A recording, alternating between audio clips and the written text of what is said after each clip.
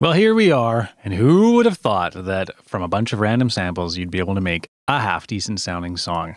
Now, I've gone through on the speakers and given it a listen just to see if there was anything horrifically wrong with it, and there was two things that stuck out immediately that needed fixing, and the rest of it isn't too bad. So, what I did first was I went to the drum group, and all I've done is I have put on a saturator, and I've put it on the soft sine setting, and I've lowered the output, and that's all I've done. I thought the drums needed a little more volume, a little more saturation on them, so this did the trick. Secondly, at this automation node, this bottom one here, when it drops down the filter, you can hear, I'll just play it for you, listen what happens. Whoops. Hear that? There's a big subby thud as soon as this filter drops down. Like really low. So the way you can get around that is just by doing this.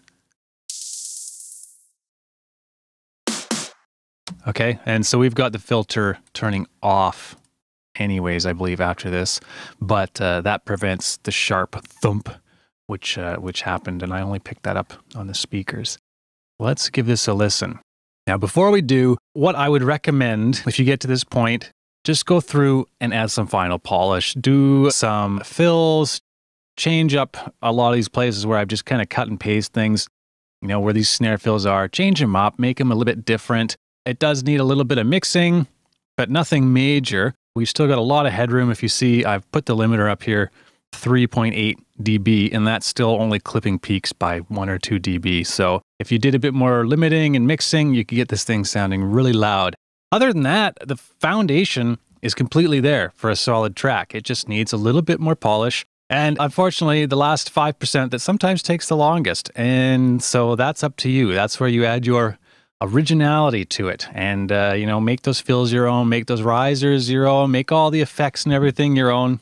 It's the last final touches. It's the finishing polish that adds your signature trademark to it. Anybody can make a track like this.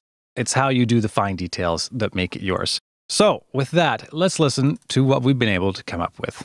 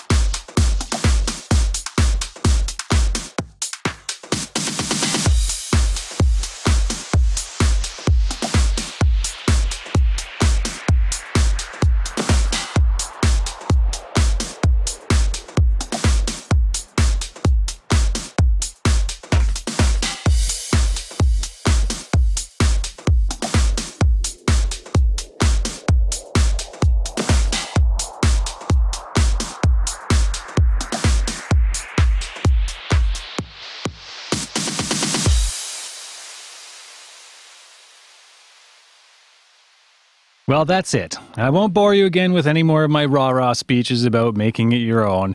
It's basically time for you to get out there and do it yourself. So thanks very much for coming with me in what turned out to be quite a fun little experiment. Hopefully you picked up some things along the way that you can use for your productions, and I hope to see you in my next video series, whatever it may be. Thanks again. I'm Timothy Allen. See you in the charts.